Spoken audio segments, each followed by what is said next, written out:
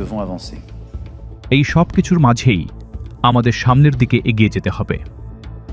Hormuz প্রণালীতে গত কয়েক ঘন্টায় যা কিছু ঘটেছে তাতে ফ্রান্স সরাসরি কোনো আক্রমণের শিকার হয়নি এবং আমাদের আলাদাভাবে টার্গেট করা হয়নি।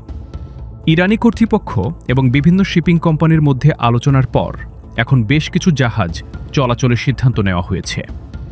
ইরান এবং সংশ্লিষ্ট দেশগুলোর মধ্যে, যার মধ্যে ভারত ও মাল্টাও রয়েছে, পারস্পরিক আলোচনার ভিত্তিতে বেশ কিছু ট্যাঙ্কার ও কন্টেইনারবাহী জাহাজ হরমুজ প্রণালী থেকে বেরিয়ে যাওয়ার প্রক্রিয়া শুরু করেছে। গত কয়েক সপ্তাহেও আমরা এমন চিত্র দেখেছি।